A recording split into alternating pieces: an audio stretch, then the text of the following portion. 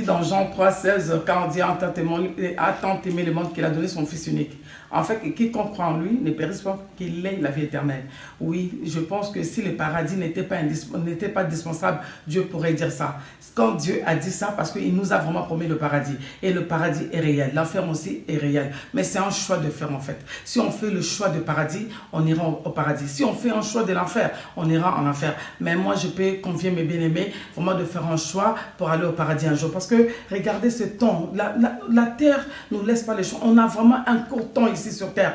Mais regardez comment nous nous battons, tout est difficile. Même pour avoir un job, c'est difficile pour les enfants. Ils étudient pour avoir de bons travail, pour décrocher des diplômes, c'est difficile, tout est difficile. Mais la Bible nous promet l'assurance d'une paix paisible, d'une vie éternelle. Vraiment, battons-nous. Nous savons que ce n'est pas évident, mais avec la grâce de Dieu, par le biais du Saint-Esprit, nous y arriverons. Battons-nous pour l'éternité. Et les gens qui ne connaissent pas encore Jésus, je vous invite vraiment de recevoir Jésus-Christ comme ton Seigneur et ton Seigneur et Sauveur dans votre vie, parce que lui, c'est l'unique, le véritable qui peut vous sauver, qui peut nous sauver tous dans le péché. Dieu ne regarde pas la peau, il ne regarde pas la couleur de la peau, il ne regarde pas la confession d'une personne, et regarde pas la religion ou machin, il est mort pour toute une humanité entière. Vraiment, il est là, il nous attend, il est auprès de nous. Vraiment, battons-nous pour le royaume, battons-nous pour l'éternité. Et je voulais, si vous me permettrez...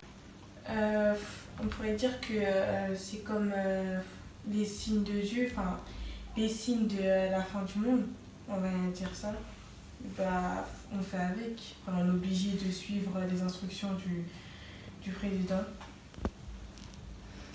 Ok, et dites-moi d'abord, je voulais savoir, es-tu chrétienne ou bien tu es, bon, je peux dire laïque, donc ta confession c'est quoi? Est-ce que crois-tu au Seigneur?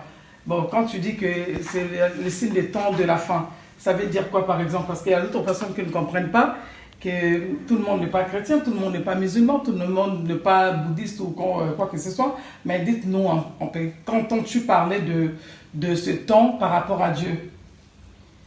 Je vais répondre à ta question. En fait, je suis chrétienne. Et quand je dis c'est les temps de la fin, je parle par rapport à la Bible. Parce que la Bible, c'est comme si ça nous prédit l'avenir. Et il y avait écrit que ce genre de virus allait venir dans ce monde et voilà. Du coup, on peut dire que c'est le temps de la fin. On ne veut pas ignorer tout ce qui se passe autour de nous. Et es-tu déjà prête pour ce temps de la fin? J'aimerais, mais on n'est pas prêt. On n'est vraiment pas prêt.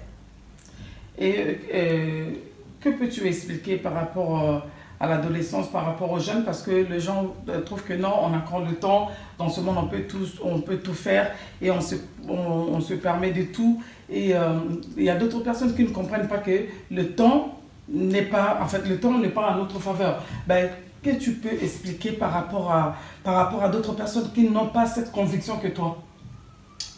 Je pourrais dire que nous les jeunes, surtout cette génération, on croit qu'on a le temps de se repentir, mais on n'a pas le temps. On est plus poussé vers les choses du monde. On aime plus le monde que Dieu. Et ça provoque plus la colère de Dieu. Donc plus on va dire les choses de la Bible s'exaucent à cause de ça. Parce que nous agissons vraiment mal vis-à-vis de Dieu. Et qu'entends-tu parler du coronavirus? Je pourrais dire que c'est une sorte de maladie ou de virus qui a été créé par le gouvernement pour nous exterminer. Je pourrais dire ça. As-tu des preuves?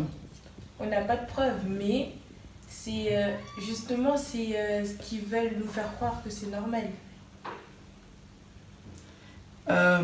Moi, je peux dire que par rapport à ce que tu as dit, bon, tu es un enfant, parfois tu n'as pas trop de maîtrise par rapport à ce que tu dis a été créé. Ben, tout a été prédit. Oui, c'est vrai, on vit dans un monde qui est tellement compliqué, nous étant que chrétiens, parce qu'on peut lire dans la Bible nous dit dans Livre d'Exode, chapitre 14, verset 13. La Bible nous dit quoi? Moïse répondit au peuple, parce que c'est l'histoire des enfants d'Israël quand ils étaient encore en Égypte. Parce que Moïse leur disait à Pharaon de faire libérer le peuple de Dieu. Alors, Pharaon ne voulait pas libérer le peuple de Dieu. Alors, il s'endoucissait le cœur. Il ne voulait pas vraiment laisser le peuple de Dieu libre pour aller adorer leur Dieu au désert. Maintenant, Moïse a dit quoi dans le livre de Exode, chapitre 14, verset 13? Parce que les enfants, après tous les enfants d'Israël, quand ils étaient sortis, au moment du désert, ils se sont encore révoltés contre Moïse. Ils ont dit que non, il fallait nous laisser là-bas en Égypte. Nous étions bien là-bas, on mangeait des concombres et tout qu'on sort. Mais pourquoi tu nous as amenés dans le désert? Pourquoi tu nous as amenés dans... Dieu nous a libérés de l'Égypte pour nous exterminer au désert. Mais or, ce n'était pas ça, ce n'était pas la pensée de Dieu. Dieu ne peut pas enlever une personne ici pour aller la tuer là-bas. Mais Moïse voulait dire aux enfants d'Israël, ce n'est pas ça la pensée de Dieu. C'est nous-mêmes qui excitons la colère de Dieu, parce qu'au préalable, ce n'était pas ainsi. Quand Dieu a créé le monde, tout a été parfait. Tout a été parfait. Dieu a créé le monde, il a placé l'homme, Adam et Ève au jardin. Bon, ils avaient dit cultiver, dominer. On devait dominer. Si aujourd'hui le coronavirus, le maladie, le sida, le cancer, tout domine maintenant, parce qu'en fait, on a perdu cette puissance.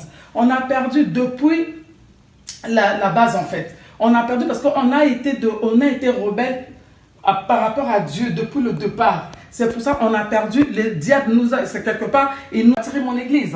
Il a dit à Pierre, je te donne la clé. Ce que tu ouvrais sur la terre sera ouvert dans les cieux. Pour dire, nous avons perdu la clé depuis le jardin d'Éden. Là, Moïse a dit aux enfants d'Israël, livre d'Exode, chapitre 14, verset 13, en disant, Moïse répondit au peuple, ne craignez rien, restez en place et regardez la délivrance que l'Éternel va vous accorder en ces jours. Car les Égyptiens que vous voyez aujourd'hui, vous ne le verrez plus jamais. Moi, je voulais dire ceci. Tout ce que nous voyons aujourd'hui, nous, les enfants de Dieu, nous, entre guillemets, qui croyons au Seigneur, nous sommes des chrétiens, ne perdons pas l'espoir, parce que Jésus-Christ est bel et bien réel. Jésus est vivant. Oui, c'est vrai, il y a deux choses, parce que Dieu nous avait, ce qui est bien avec la Bible, parce que tout a été prédit déjà. Dieu nous avait promis, il y aura des temps difficiles. Dans Matthieu 24, il y aura des temps ceci, il y aura de guerres, il y aura des famines, il y aura toutes des sortes de problèmes dans le monde. Mais parfois, si ça arrive, oui, quand on attend parler, on se focalise pas. Mais après, on commence à se poser des questions. Mais quoi, quand ça arrive, ça nous surprend parce que nous sommes pas la brèche. Mais le problème, en ce moment, je voulais seulement nous dire, nous, les habitants de la terre, ayant le regard fixé vers le Seigneur. Comme le psaume 91 nous parle, ayant le regard fixé vers le Seigneur. Ce confinement ne soit pas dans la distraction, que nous puissions passer le temps à nous posant des questions, que serons-nous demain? Et voilà, parce que, en fait, c'est lui qui a le maîtrise de tout, c'est Dieu. C'est Dieu qui a tout entre ses mains. C'est Dieu qui peut dire que, bon, à une minute, une seconde, bon, ça suffit, ça y est, c'est bon. Mais si Dieu n'a qu'en dit un mot, ne nous paniquons pas, parce que la peur aussi peut engendrer d'autres choses. Par peur, on peut aussi engendrer d'autres problèmes plus efficaces, plus compliqués que même coronavirus. Moi, je sais que Dieu nous a donné un seul nom, le nom de Jésus-Christ. La Bible nous dit, il y a un seul nom dans le ciel, sur la terre, sous la terre. Aucun autre nom qui nous a été légué, par lequel nous devons être sauvés. Seulement le nom de Jésus-Christ. Faisons-lui confiance. Dieu est réel. Dieu est réel. Dans cette situation, Dieu sait que le corona devait venir. Mais il sait que dans toutes choses, nous sommes plus que vainqueurs par celui qui nous a aimés. Ne perdons pas confiance, ne perdons pas l'espoir, car notre Jésus est là. Il nous avait promis, il a dit, je vous abandonnerai jamais et je serai avec vous tous les jours jusqu'à la fin du temps. Et dans les livres de Ésaïe 43, chapitre 1 à 3, il nous a dit, quand tu traverseras au milieu des eaux, les eaux ne te submergeront pas. Quand tu traverseras au milieu de feu, le feu ne t'embrasera pas. Parce que je te connais, je t'appelle par ton nom. Toute personne qui sait que le Seigneur le connaît, le Seigneur l'appelle par son nom, vraiment ayant confiance, fixons le regard vers la croix. Là, il a dit, tout était accompli. Il a déchiré l'acte d'ordonnance qui nous condamnait et il n'y a plus de condamnation. Oui, faisons-lui confiance. Le problème, c'est seulement que nous puissions nous ranger du côté de Dieu. Et le jeune gens, le maman, les papas, tout le temps, toute personne confondue, vraiment ayons cette confiance, regardons du bon côté. Regardons du bon côté. Quelque part, on dit, quelque part aussi, le malheur est bon. Parfois, on ne sait pas pourquoi Dieu a permis cela. Pour que si nous puissions nous repentir, nous puissions changer nos cœurs. Parce que le temps est mauvais. Oui, je voulais dire, au lieu d'avoir peur de Corona, ayons plutôt peur de la crainte de Dieu. Si on avait la crainte de Dieu plus que Corona, là, ça serait mieux. Mais la terre ne serait pas polluée dans le péché comme aujourd'hui. Si on avait vraiment la crainte du Seigneur, la crainte de Dieu, par le biais du Saint-Esprit, en faisant le bien, en marchant selon ce qui est écrit dans la parole, je ne pense pas qu'on aurait vécu de choses qu'on vit aujourd'hui. Regarde aujourd'hui, il y a la pédophilie, il y a le lesbianisme, il y a l'homosexualité, il y a les abominations, il y a toutes sortes de péchés. On ne peut pas énumérer. Donc le péché est tellement accru devant le Seigneur, je ne sais même plus si Dieu nous regarde. Mais comme il est un papa responsable, il est miséricordieux, il nous regarde toujours au travers du sang de Jésus. Moi, je peux seulement inviter les enfants de Dieu d'abandonner tout le mauvais, en fait, toutes les mauvaises choses que nous avons l'habitude de faire. Regardons vraiment du bon côté. Oui, regardons, là nous sommes comme dans un bateau, là où Dieu avait amené les enfants d'Israël, Noé et sa famille dans un bateau pendant 40 jours. Nous sommes dans un bateau et le bateau là, c'est pour que nous puissions faire le bien et que nous puissions marcher dans la sainteté, dans l'obéissance et dans la crainte de Dieu. Et multiplions-nous vraiment dans la prière, priez sans cesse, ayez courage et n'ayez pas peur parce que coronavirus va pas nous terrasser. Nous allons terrasser coronavirus au nom de Jésus-Christ parce que je sais que notre Dieu est au-dessus de tout. Faisons-lui confiance parce que sa parole est vraie. Psaume 91 est vrai et réel. Dans les versets 5, 6, 7, ils sont vrais. Donc, ayons confiance, ayons la foi et nous allons vaincre ce moment. Évitons la peur, évitons la panique. Dieu est au contrôle. Et pour la fin, la Médigrâce, qu'est-ce que tu veux? Dis-moi.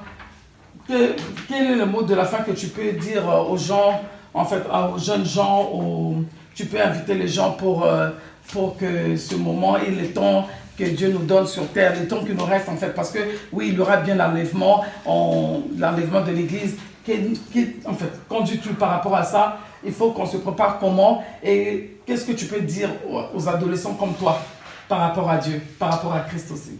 Je pourrais dire que là, maintenant, c'est plus à prendre à la légère.